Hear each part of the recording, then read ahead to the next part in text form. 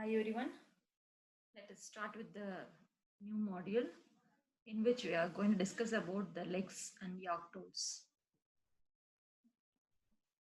So in this module, we'll be discussing about what is legs and yoke, what is the structure of legs and yoke, and what are the functions of the lexical analysis and syntactic analysis, and we are going to discuss about some of the program. So these are the topics we'll be having in this module. What is legs and yoke? Why do we need it? So when we have the program, structure programming, there are two important tasks which we need to repeat again and again. Those tasks are, the first one is dividing the input into meaningful units. Say it is a token, and finding out the relationship between the tokens. So these two operations we need to repeat again and again. So these two operations we are going to make it as an automation tool. I'm using automation tool. That is where we use the legs and yoke. So what is legs and what is yoke? Legs is nothing but the lexical analyzer. So what it does, it reads the input. It may be from the C program. It takes the input, it reads the input, and it creates the token that is nothing but the meaningful unit. So it performs the lexical analysis. The lexical analysis is nothing but scanning the input and generating or identifying the meaningful unit and generating the token. That is what the lex. It reads a collection of regular expression and uses it to write a C or C++ program that will perform lexical analysis. What about yoke? Yoke is nothing but yet another compiler which is a parser. It reads the input, whatever comes out of the legs, and it parses it. What do you mean by parsing? So parsing is a process where the input will be taken by the parser and it matches with the rules. If it is matches, then it says that the input, whether the input is a valid or not. So yoke stands for yet another compiler. So we have the simple legs program. Before moving to this program, let me discuss about the structure of legs, how the leg specification would be. So what are the important things would be there in the program? How do we write a program in legs? That's what exactly we are going to see. So basically, if you look at the legs and yoke, these are the tools, Unix tools we can say. These are the two tools which will help us in the compilation process. So why we say that the compilation process? During the compilation process, in general, any program is given to the compiler. It has to undergo several steps, several phases. In the phases of the compiler, the first two phases are nothing but the scanner, and the second phase is nothing but the syntactic analyzer. So lexical analyzer is the first phase. We can call it as a scanner also. And the second phase is nothing but the syntactic analyzer. We can call it as a parser also. So here, the lexical analysis and syntactic analysis phase are done by the lex and yoke tool. Otherwise, when you have the compiler has to be developed in such a way that it has to undergo or it has to process the input whatever we have. That has to be processed by the compiler, and it checks for the error, whether it is following the rules of the particular language, whatever it is written, the program is written using that language. Whether it follows the rules of that or not, it will be checking. That is where we can say whether it is giving the syntax error or not. So the syntactic analyzer it's nothing but whether it is following the syntax of the particular language. So in the lexical analysis, it scans the entire program and it is able to recognize the individual units. That's nothing but the tokens. So the token is passed to the next phase, and wherein it checks for the rules or the syntax of the particular language. So these two steps, these two phases, normally a programmer has to write code for the compilation process. Instead, it is making the user to simplify the process, for which you can go with the Lex and Yawk tools. Let me go to the structure of the Lex program. So the Lex program has three sections. The Lex program has three sections. The first one is the definition section. Then we have rule section. Then we have the user subroutine section.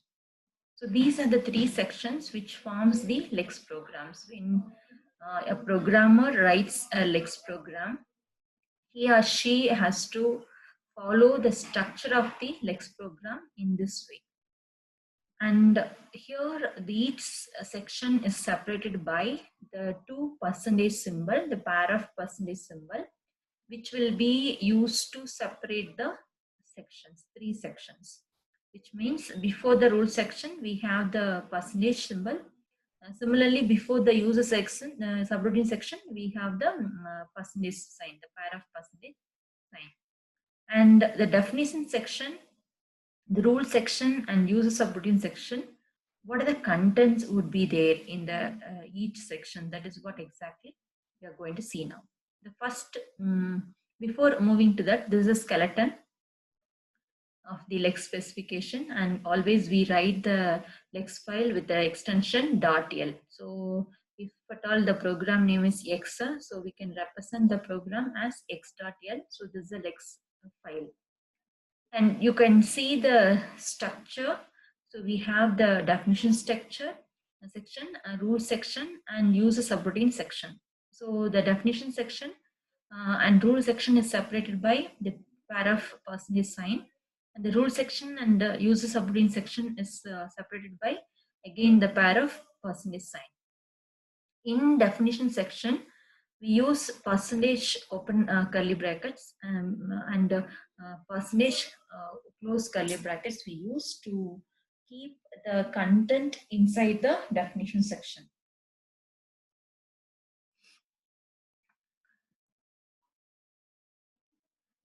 So the definition section is similar to the C programming language, and same way the user subroutine section also will be like a C language. So some of the code we derive from the C programming. Okay. So what is there in the definition section? So the first section of the Lex program is definition section. As I already told you, it has the percentage open bracket and the percentage close bracket, curly brackets. And what is the use of this definition section? If the user wants to keep any statements like include statements or the function declarations, the prototype basically, or the variable declarations or comment statements, those statements can be kept inside the definition section. So if you could see that as an example, the slash asterisk and asterisk slash slash, this is a comment line which we can keep it inside the definition section. And similarly, hash include a statement we can include. So apart from this, we have we can have the function prototype and as well as the variable declarations. So these statements can be kept inside the definition section. So this part of the definition section, which will be copied in the in the file which is generated from the Lex. Coming to the user subroutine section, in the user subroutine section, we have the main function, the same main function, which built-in function which we use in the C program. Same thing will be used here. Only the difference is here we use function called the function is nothing but the y by lex. So what is the use of why we are calling the function is this is a built-in function. And why do we call this function is because in order to perform the lexical analysis, the function to be called. So this function will invoke the lexical analyzer, so which performs the lexical analysis. So even you can have some other function, user-defined function also. Those functions can be called from the rule section. So what is yylex function? So yylex function, in order to call the lexical analyzer, which is generated by lex, which is invoked or called by using the yylex. So yylex is an integer valued function. So it returns the value and it is returning exactly the tokens. So when it returns the token, how it returns the token is in this way. So the statement which is given here is return token or return within bracket you can keep the token. So token is a integer valued variable. So it can be a literal, a macro or some characters. So we can have the token which is written from the lex. So whatever the lex does the process lexical analysis, it will be returning the token. So this token can be sent to the parser. So whenever the parser requests for the token, then it can call the yylex function so that it can ask for the another token. So the token will be written from the lex to the parser. So when we would like to combine together the lex and yak, that time the parser, that is a yak, will be in the higher level, so that from the yak it will be calling the yylex function so that it reads the data, that means the tokens from the lex. So in the rule section, we will be keeping the two parts. One is the pattern and the another one is the action. So when you keep the pattern, so there are certain rules to be followed. When you have the tokens, I mean the patterns, when you have the patterns, always lex will be checking for the longest token, longest pattern, it will be matching. And one more rule is if you have more two or more possible token, then whichever comes first, that will be taken. So whichever is coming first, that will be considered. So these are the two rules to be followed in the rule section.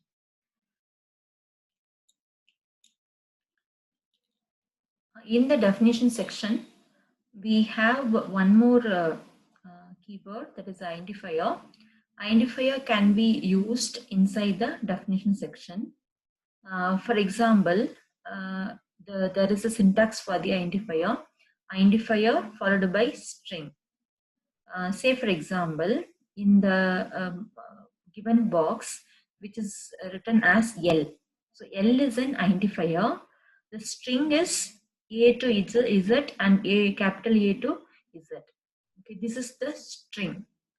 So now if you look at down the same box, within curly brackets, we have used the identifier L. So in place of L, the string will be substituted. So in place of L, the string will be substituted. So how we are going to use this, I will give you with example in some other program.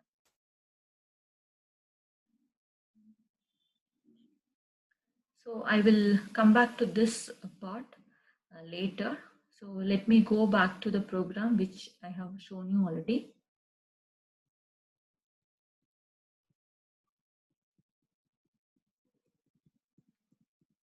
So this is a skeleton of lex specification. As I have already told you that we have definition section, rule section, and user subroutine section.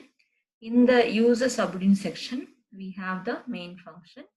Inside that, we can call the YY-lex. So the YY-lex, why it has to be used is because it has to invoke the lexical analyzer, which performs the lexical analysis. That's the purpose. Why do we need to call the YY-lex? So in this particular program, so we'll be having a program, example program, which I have told you I'll discuss later. I'll go back to that program. So this is the very simple Alex program you can see in the slide. So this program has rule section and it has user subroutine section. So there is no definition section in this program. So without a definition section also we can have the program. So that will have the rule section and main function. So in the main function we have YYLX. So the rule section, before the rule section we have the pair of percentage sign. Before the user subroutine section we have the pair of percentage sign. Since there is no definition section, so we are not bothered about that one. Coming to the rules section, in the rules section, we should have pattern and action. There are two parts. One is pattern and the other one is a action. In the pattern, we use regular expression. We will again discuss about this in the later topics. So in the pattern, we can use the regular expression. What do you mean by regular expression is regular expression which uses meta characters. Then again, what is meta character? Meta character is a character which has a special meaning and it escapes the original meaning. What do you mean by the meta character? Why it says the special meaning? Say for example, if you consider the plus symbol, whenever we use plus symbol in our statements, which represent that the plus symbol it meant for addition. So we think that whenever there is a plus symbol, it means it represents addition operation. So this is the original meaning of the plus symbol. Whereas when the plus symbol is considered as a meta character, it won't represent addition. Instead, it has a special meaning. Those characters are called as the meta characters. So when you use meta characters, then we can say that expression is a regular expression. Now we can use the regular expression in the pattern.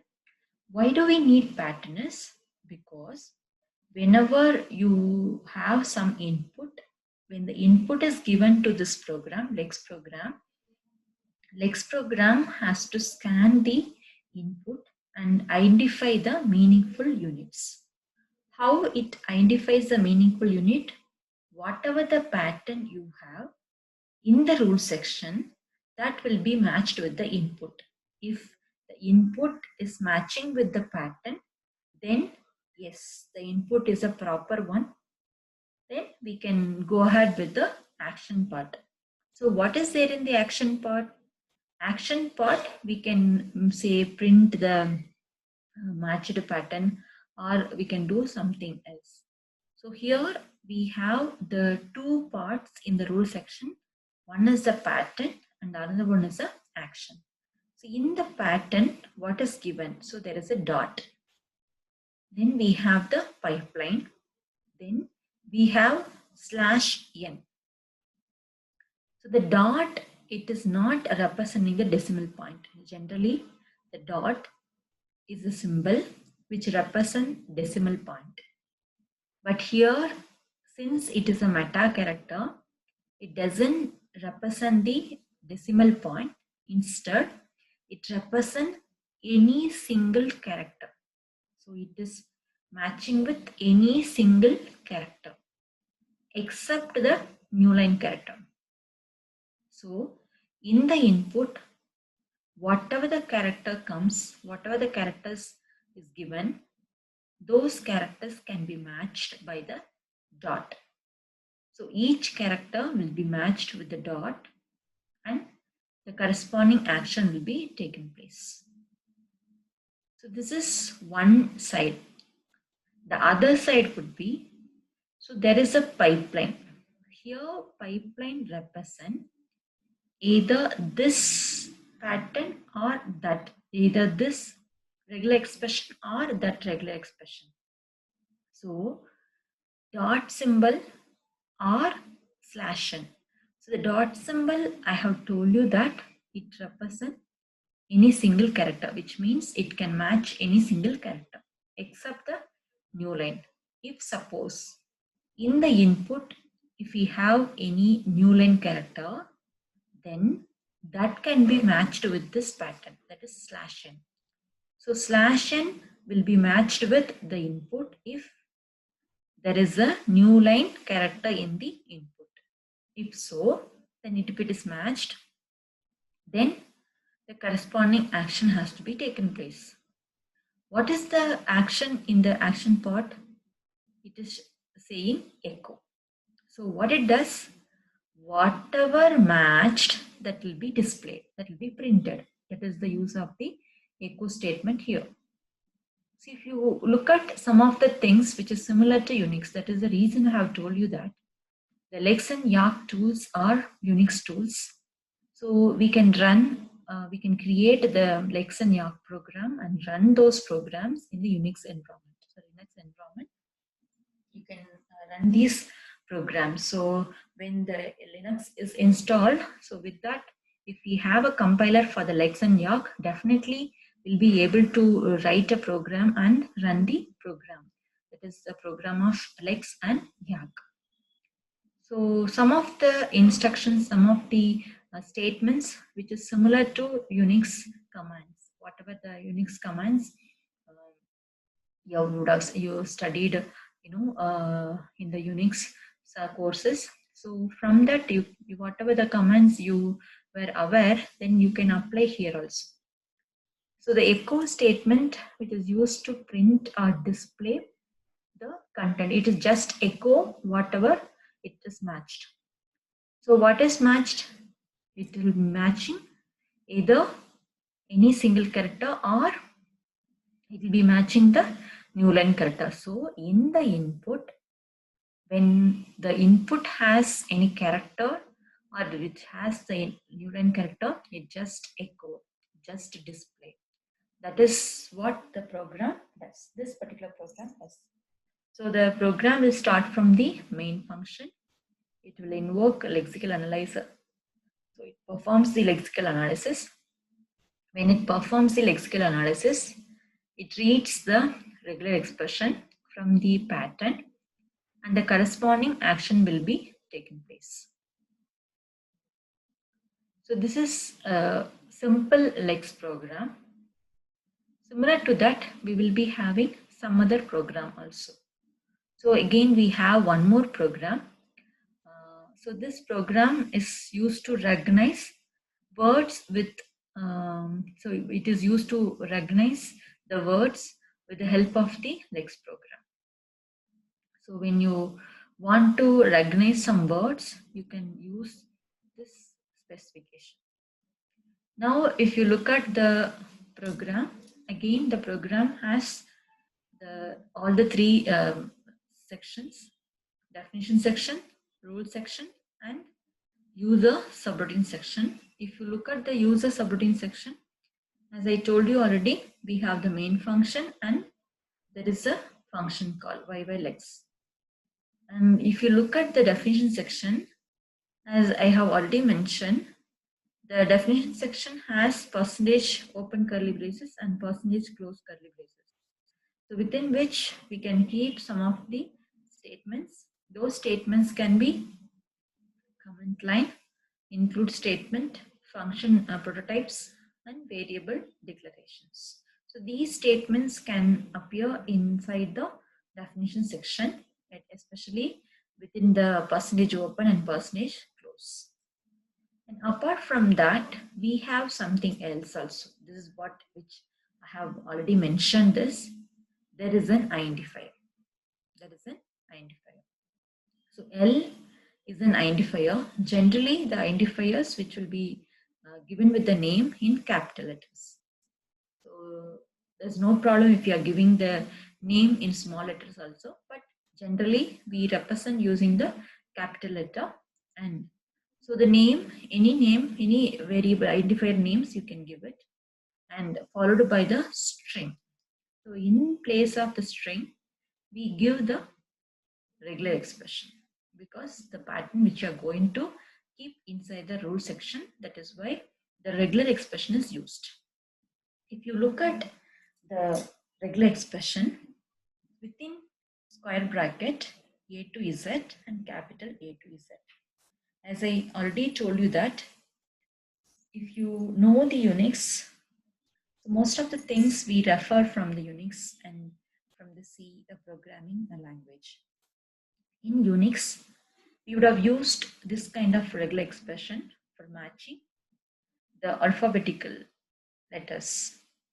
So whenever you want to match alphabets, that time you can have the regular expression in this way. So within square bracket, so this is called as character class.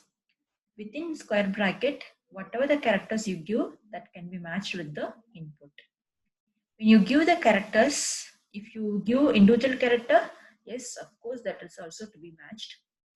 If you give the range, what do you mean by range? From the character A up to Z. So any character which is ranging from A to Z. Not only small case, even for the uppercase also. So capital A to Z. So if your input has any alphabets, that can be matched by this pattern. That is the meaning. So whenever you see the identifier L in place of identifier, the pattern will be substituted. The regular expression will be substituted. Now, so this is the end of the definition section. We'll be having the rules part. In the rules section, we have several patterns. So if you could see, if you compare with the previous program and this program, in the previous program, we had only one pattern and there was a corresponding action as well. But here, if you could look at, there are plenty of patterns are there and the respective actions also would be there. So we can keep number of patterns, the regular expressions and the corresponding actions in the rules section. Whatever you want to match, whatever you want to check with, validate, that you can keep it inside the rule section. Now, we can start with the first pattern. So there is a square bracket and within the square bracket, there is a blank space and tab space. /t represent the tab space. So what is the meaning of this particular pattern? What is the pattern is meant for is, so this pattern will be matching the input if the input has any blank space or if it has any tab space. In the input, if the input is blank space or tab space, whatever it is, that will be matched. And within square bracket, we have these spaces, and after the square bracket, there is a plus symbol. As I already told you that the plus symbol, normally we think that plus is meant for addition. But I told you that plus can be used as a meta character. So in the regular expression, plus is used as a meta character. When this is a meta character, then it has the special meaning. What is the meaning of this meta character is, that is plus. Plus will be matching with one or more occurrence of the preceding character. So preceding character is nothing but what? Before plus what is the character? Before plus what is the character we are matching? We are matching with the blank space and the tab space. And one or more occurrence, which means, so the number of spaces can be one or more. The number of tab spaces can be one or more. So in the input, if the input has one or more tab space or the blank spaces, if it is matched, then what is the action? In the action, nothing is given except the semicolon. If nothing is given means then you don't have action, you just ignore it. If this is matched, you just ignore it. We don't do any action for it. That is the reason we just keep the semicolon over there. So this is one pattern and the corresponding action. Now coming to the second pattern. So there is another pattern we are having, and I have told you in the previous program, if the pipeline is used, which is used to match with either this pattern or the other pattern, which is in the right hand side. So either this or that. So we have the string is, we have the another word are. So in the input, so whatever the input, whatever the text we are passing as an input to this program, if it has the word, the pattern is, or if it has the pattern or ere, then the pattern is matched. If it is matched, then it has to do the action. So in the action, what is there? We have the printf function. We call the printf function. So within the string, within the double quotes, verb percentage yes. So percentage is s is representing string. So we are going to display the string, print the string. What is a string? Whatever is matched. See, there are two patterns, either is or ere. So input might have is or the input might have are. So which one is matched? We do not know. So we want to know which pattern is matched, whether it is matched with the is or whether it is matched with the ere. So in order to know the matched pattern, we have a variable called ytext. Ytext is a built-in variable which is used to give, which used to hold the matched pattern. So what is the matched pattern? Whatever the pattern which is matched with the input, that will be there in the ytext. So if the input has is, if it matches with this pattern, then the is will be displayed. That is the reason we use the printf statement followed by the ytext. As I already told you that some of the statements would be similar to C. So here we use the same C printf statement here for displaying the content. Now we'll move on to the next pattern, A or D. The second pattern is, third pattern is A or D. So if the input has A or it has D, then it will be printing the matched pattern. So that is what it's kept ytext. It will be printing the matched pattern. Now we have one more pattern, dog pipeline, cat pipeline, male, pipeline, female. So what is the meaning of this pipeline over here is, in the previous case, either this or that. Now when there is a pipeline like this, so it will be following the action in the next pattern. So dog is matched, it will be following the pattern, the action which is in the next pattern. What is next pattern? Cat. So it will be following the action the next pattern. Male. It will be following the action the next pattern. What is the pattern here? So what is the action here? Printf. So it will be printing the value, that is noun is equal to what is it? Whether it is a dog or a cat or a male or a female. So this is another way of representing the pattern. So either the previous way or this way this fashion we can use the pattern. So the next one is identifier, that is L. So within curly braces, if you find the identifier name, so in place of this identifier, the string will be substituted. What is a string? I have already told that A to Z and capital A to Z. So if you have any character, then that can be matched with the pattern A to Z or capital A to Z. So what is the action for that? Print unknown, and what is that? What is the character also? The last pattern is what? Dot, pipeline, /n. So this is the pattern actually which we discussed in the previous program. So in the previous program we had only this pattern.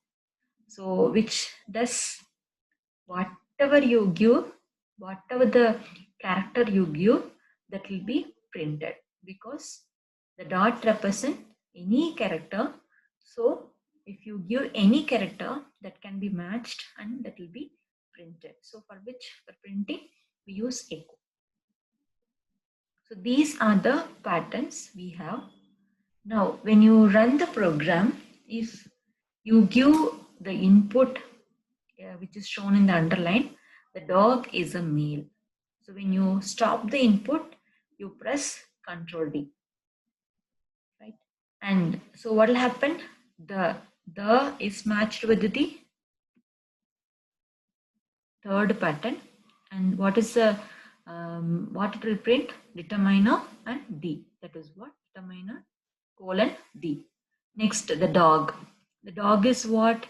The dog is noun. So it is in the fourth pattern. Dog is noun, noun colon dog. Then the next is. So whenever there is the is, the second pattern will be matched. So is, the verb equal to colon is. Now the next is a.